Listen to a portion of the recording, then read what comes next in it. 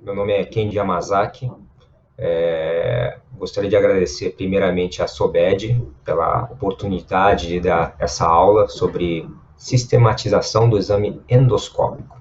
Bom, iniciando esse programa de educação, eu vou focar mais na sistematização do exame endoscópico gástrico, tá? A gente se inspira muito na forma como os japoneses fazem essa sistematização. Em especial a um endoscopista famoso lá, chamado Professor Yao, que ele só foca na detecção de câncer precoce gástrica. E ele acabou, por si só, fazendo um tipo de sistematização própria dele. E eu achei bem interessante esse tipo de sistematização. Bom, em primeiro lugar, em tempos de Covid-19, né, a gente tem que ter os cuidados iniciais muito antes de iniciar o exame.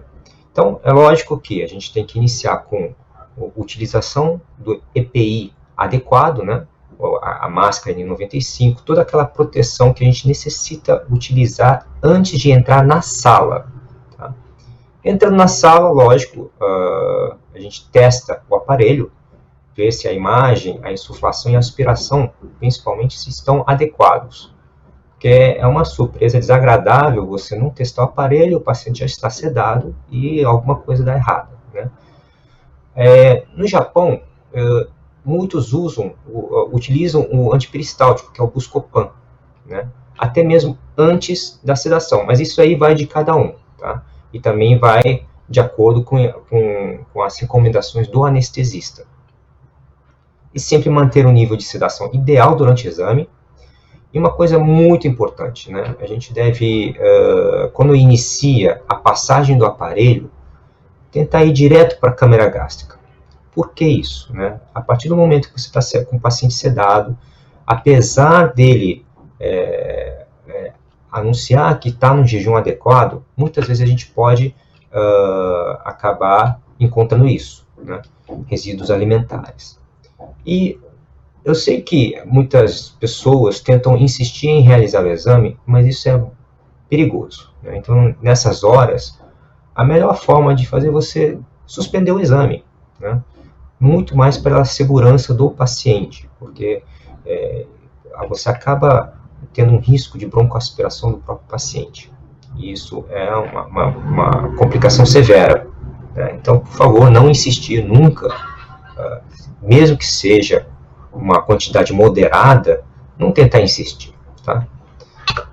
Vamos lá. Então, a técnica de screening gástrico, essencialmente, né, você tem que ter alguns pontos principais importantes durante o exame. Ter uma boa insuflação, né? O uso de mucolítico é importantíssimo, a limpeza do estômago. Porque a mucosa, muitas vezes, apesar do jejum, ele sempre tem uma secreçãozinha, um pouco de secreção grudada em algumas áreas da mucosa. Depois eu vou falar mais à frente sobre o tempo de exame, né, versus a boa técnica. Muitas pessoas falam qual é o tempo de exame mínimo para ter uma boa técnica. Será que os dois andam juntos? Né? Mais para frente eu vou explicar sobre isso. E, lógico, você tem que ter um bom... você tem que mapear o estômago de uma forma adequada, né? Focando principalmente nos pontos cegos, que eu vou mostrar mais para frente também, que existem alguns pontos no estômago que a gente não dá a atenção necessária e algumas lesões precoces acabam não sendo vistas. E é lógico, você tem que manter sua própria rotina, tá? Isso daí é importantíssimo, porque se você não mantém a sua rotina ideal, né, ou construir uma rotina ótima, você acaba tendendo a erros. Então, ter uma sequência e número de fotos é necessário e sempre ter imagens nítidas na sua endoscopia. Né? Então, primeiro ponto, insuflação e limpeza. Não tem uma insuflação adequada, como nessa foto, as pregas, muitas vezes, eles acabam escondendo algumas lesões precoces. Limpeza também, como você consegue ver, tem algumas secreções salivares assim encostadas na mucosa gástrica.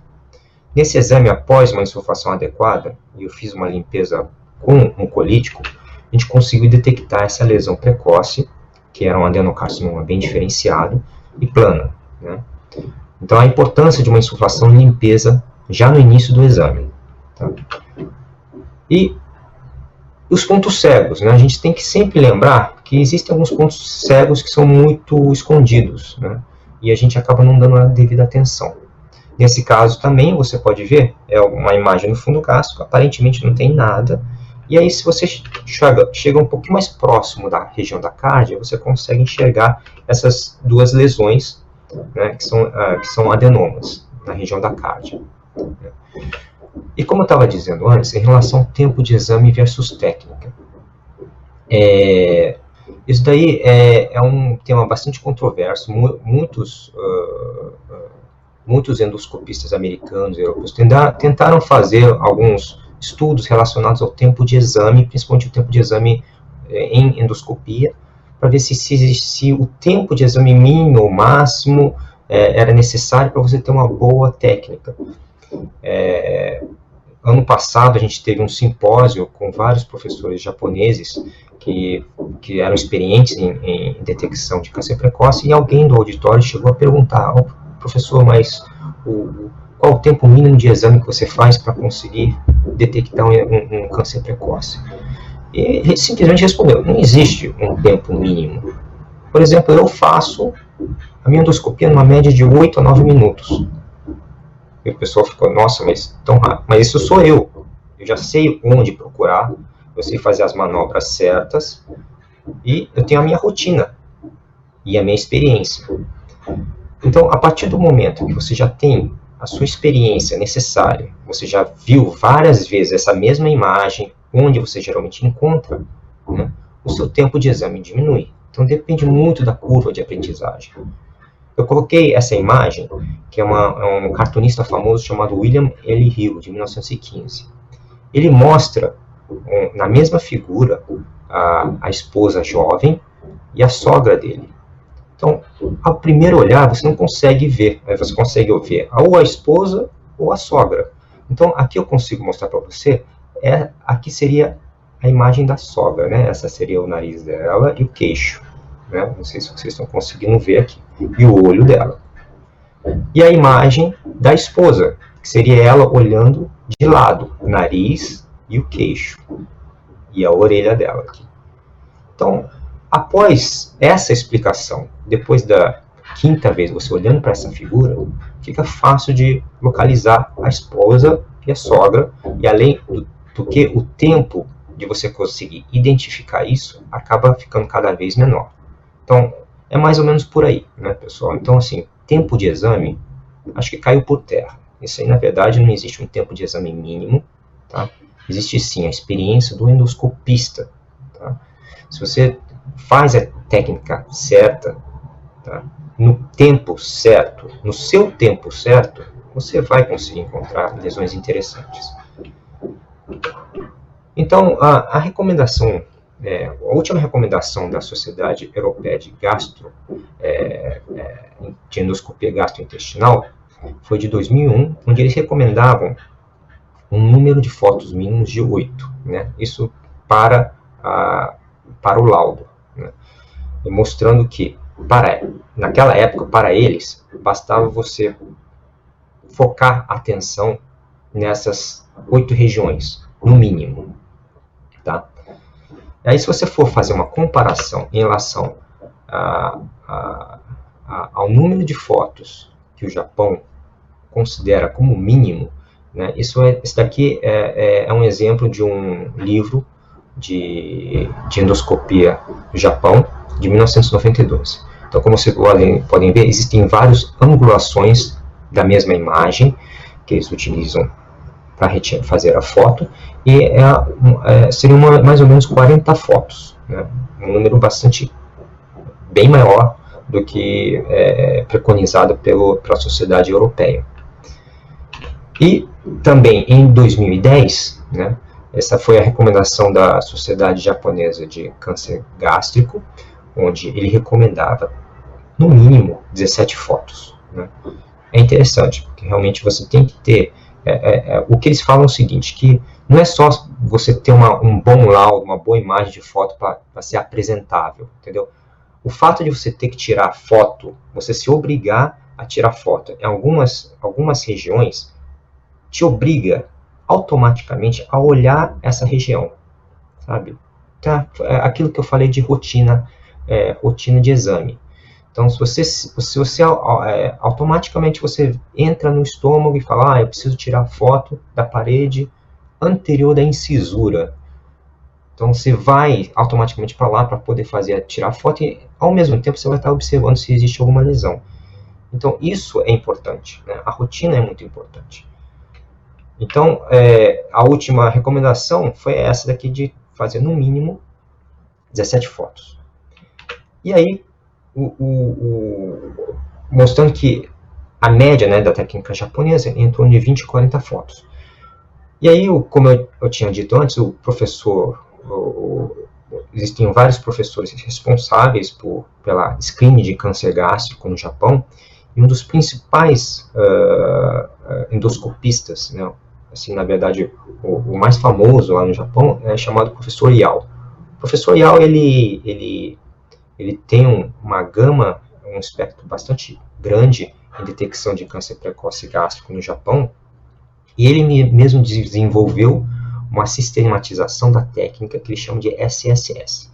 Em vez de ser 20, 40 fotos, como o método japonês, ou 8 no método europeu, ele fez uma média, né, e mostrou que 22 fotos era um número bom. Né? Você fazer 22 fotos e procurar sempre observar essas 22 regiões do estômago. Tá? Então, é menos isso. Né? Ele divide o estômago em áreas, né?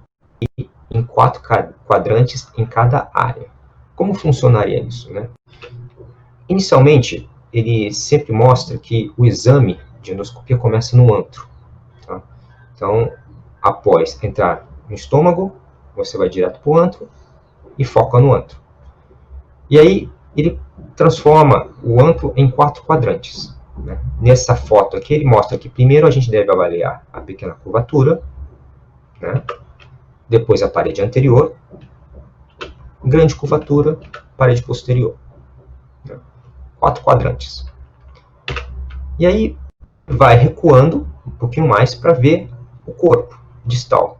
E é a mesma coisa, você vê a pequena, forma em 4 quadrantes, a pequena curvatura, grande curvatura, parede anterior e posterior.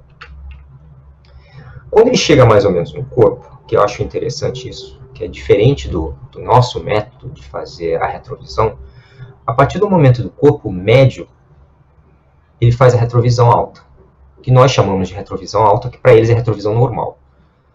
Na retrovisão alta, você consegue ver o fundo gástrico. Né? E você girando, você vai vendo todo o entorno do fundo.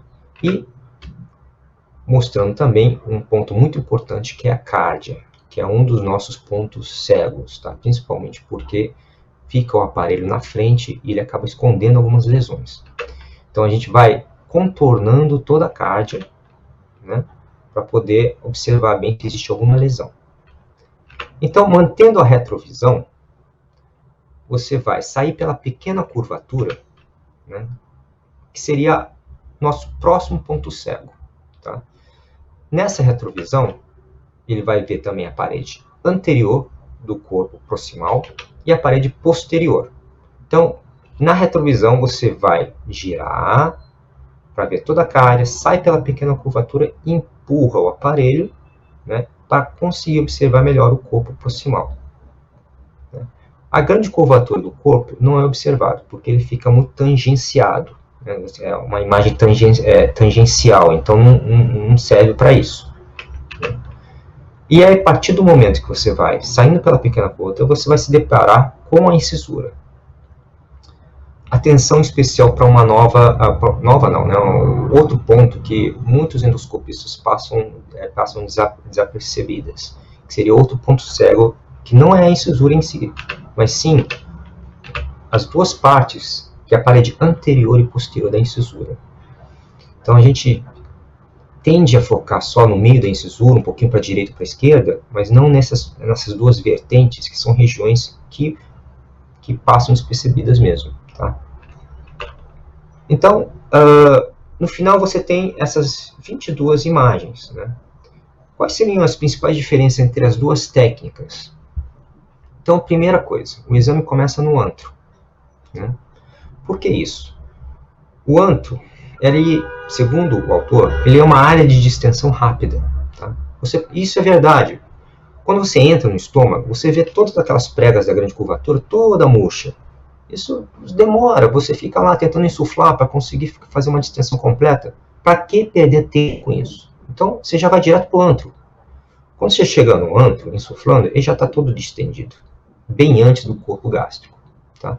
Ele tem poucas deformidades, ele deforma pouco, né, porque o antro por si só ele tem uma parede mais espessa do que o corpo. E não tem pregas, então fica mais fácil de observar.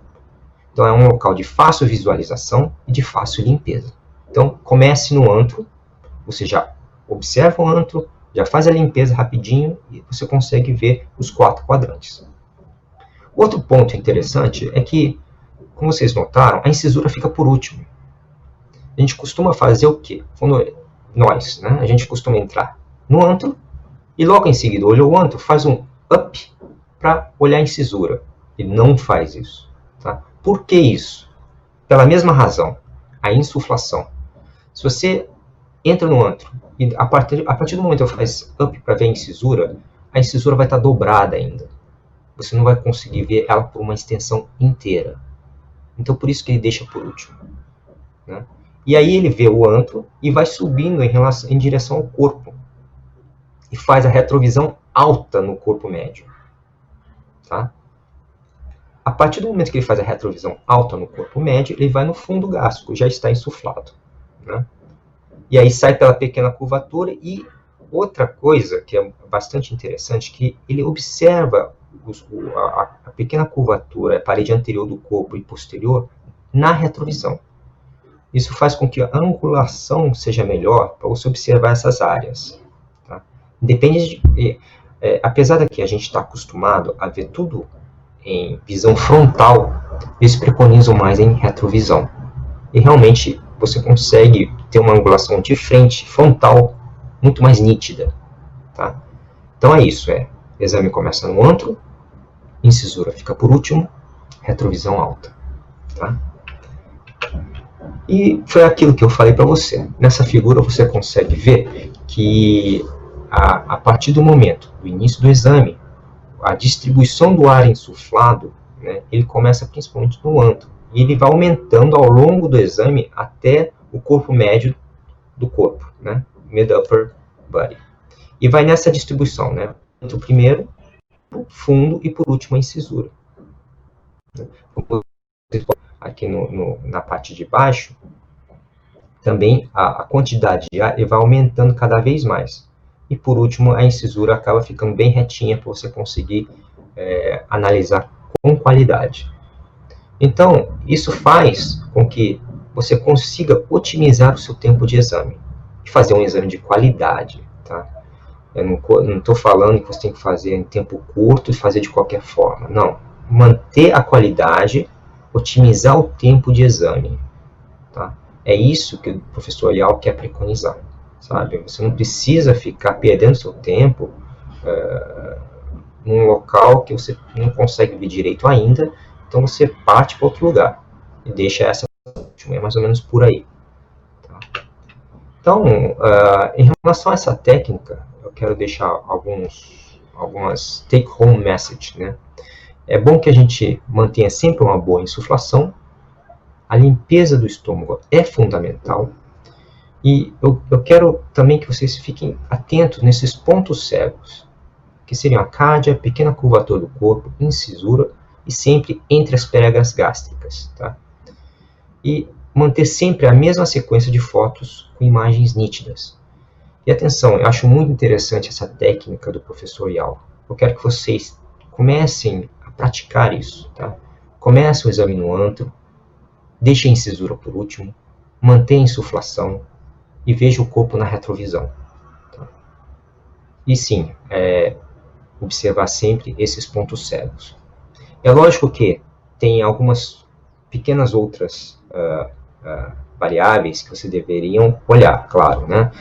Áreas friáveis, aquelas coisas de sangramento espontâneo, às vezes, algumas áreas de irregularidade mucosa, sempre insuflar e aspirar para ver a consistência da mucosa. E algumas lesões suspeitas, né, como erosões ou enantemas isolados, né? E eu acho importante isso, você sempre deve corar a lesão, utilizar a magnificação e NBI sempre que possível. E se você tiver na dúvida, é lógico, a gente, como bom endoscopista, sempre biopsia, né? E eu queria deixar como última mensagem isso aqui: o endoscopista, ele vive de rotinas, tá? Então, mantenha uma rotina boa, a forma de você fazer o exame, ou então tenta treinar uma rotina para você, né, para que você consiga fazer, diminuir diminuir o risco de fazer esse exame e fazer com uma boa qualidade, ok? Gostaria de agradecer muito a SOBED, né, e para os telespectadores também. Muito obrigado.